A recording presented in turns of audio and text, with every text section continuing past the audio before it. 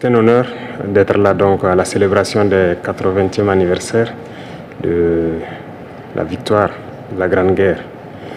Et je tenais donc à vous féliciter et vous remercier donc pour cette invitation qui est un symbole pour nous. Et au cours donc de ma présence ici, je dois avouer que j'ai appris beaucoup de leçons. Cette séance que j'ai pu assister avant le dîner la veille, la séance culturelle, m'a fait comprendre que l'histoire et la culture sont le socle pour bâtir une armée forte et résiliente. Nous avons pu voir ensemble tous les sacrifices que le peuple soviétique a consenti pour que nous soyons dans un monde libre aujourd'hui.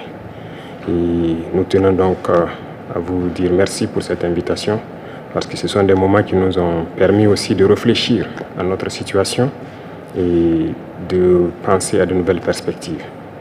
Et sur ce, je pense que les obstacles que nous avons aujourd'hui devant nous ne doivent pas nous arrêter. Et les obstacles sont une bonne chose en quelque sorte que nous devons surmonter. La preuve, je pense qu'avec toutes les sanctions contre la Russie depuis un certain temps, la Russie arrive à développer un mécanisme interne qui lui place donc au devant de la scène internationale.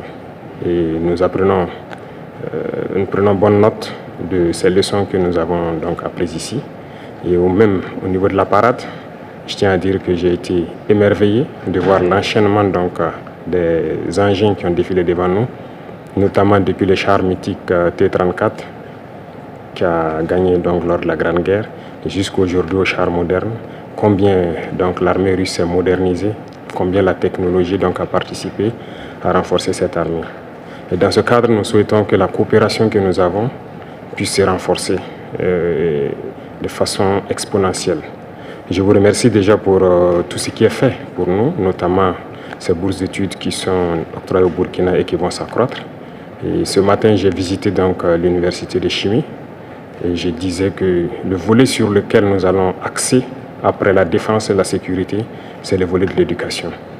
C'est ce volet qui nous intéresse le plus, notamment les sciences. Il faut que la Russie puisse nous aider à former notre jeunesse, notamment dans le domaine des sciences, pour que nous puissions développer chez nous la machinerie, en gros. Que ce soit la machinerie qui va avec l'armée ou la machinerie qui va avec l'industrie. Parce que c'est à ce seul prix que nous pourrons nous développer au sein de l'Afrique. La guerre qui nous est imposée aujourd'hui, nous pensons que ce n'est qu'une manifestation aussi du nazisme. Parce que le terrorisme qui est là aujourd'hui n'est pas du terrorisme, c'est de l'impérialisme. Ce sont nos terres qui intéressent ceux qui nous combattent.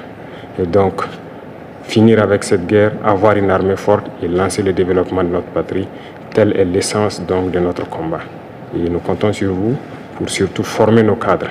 Parce que la coopération, telle qu'on le dit, très souvent en Afrique, on aime avoir beaucoup de demandes. Nous savons que vous êtes dans une opération militaire spéciale. Nous comprenons tous les défis qu'il y a. Et le lendemain, qui est incertain pour le monde entier, nous pouvons comprendre ça. Donc nous ne serons pas là peut-être à demander beaucoup de choses, à demander de l'aide ou quoi que ce soit. Mais l'aide que vous pouvez nous octroyer, c'est surtout ce transfert de connaissances que nous voulons. Et donc nous souhaitons avoir plus de bourses et voir dans quelle perspective nous pouvons nous-mêmes donner des bourses à nos étudiants pour étudier ici. Et dans un troisième temps, comment est-ce que les universités ici peuvent se dupliquer au Burkina Faso, notamment celles que j'ai visitées. Et aussi, il y a beaucoup d'autres universités dans le domaine des sciences. Comment on peut les dupliquer au Burkina Faso avec tout le laboratoire nécessaire qu'il faut pour former de manière pratique nos jeunes et que nous puissions être donc au cœur de notre propre développement.